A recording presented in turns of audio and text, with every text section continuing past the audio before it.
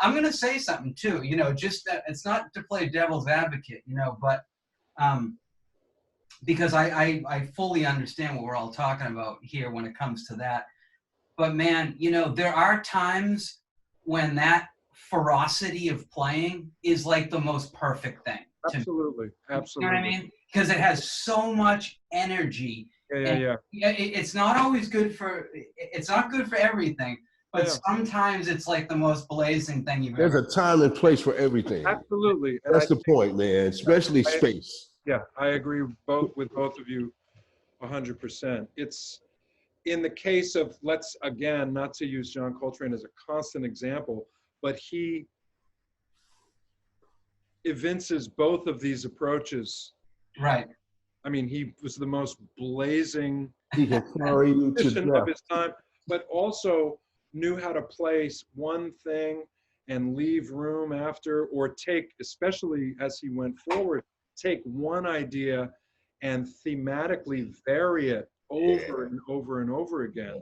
Which is another, you know, another thing that to me, I don't want to say I miss it, but that's an important thing. And it reminds me of when I was studying classical composition when I was young, and my teacher gave me an assignment to write, like, it was like 32 bars of something for string quartet. And I went home and I wrote it and I brought it back to him, and he said, man, this is really great, but it sounds like you have about 17 different string quartets in these 32 bars.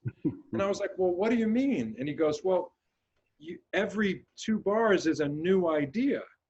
And I didn't understand classical composition at that time. And I said, well, but I don't understand, you know, all these, you know, Beethoven and Bach. And he just looked at me and went, ba-ba-ba-bum, ba-ba-ba-bum. And I was like, oh shit, right, that happens for 45 minutes.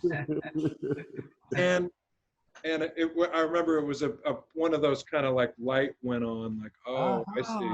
You're supposed to take a melody or an idea and extrapolate a whole piece from that. And it also, it you know, hit me to something as an improviser that, you know, for me, I want to discover an idea in the air while we're playing, and then try to pull at that idea in a way that's where I can maybe discover something that I haven't played before as I'm playing. Like, to me, that's my responsibility. I've been practicing my ass off 40 years every day.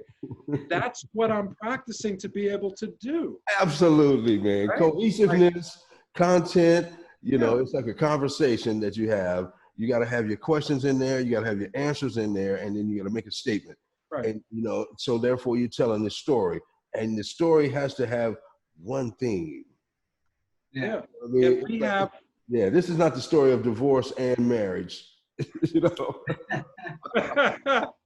And we have the, you know, ostensibly the instrumental musical facility to actually explore these things as we're performing. Like that's what we're, to me, what I'm That's what I fell in love with improvising for.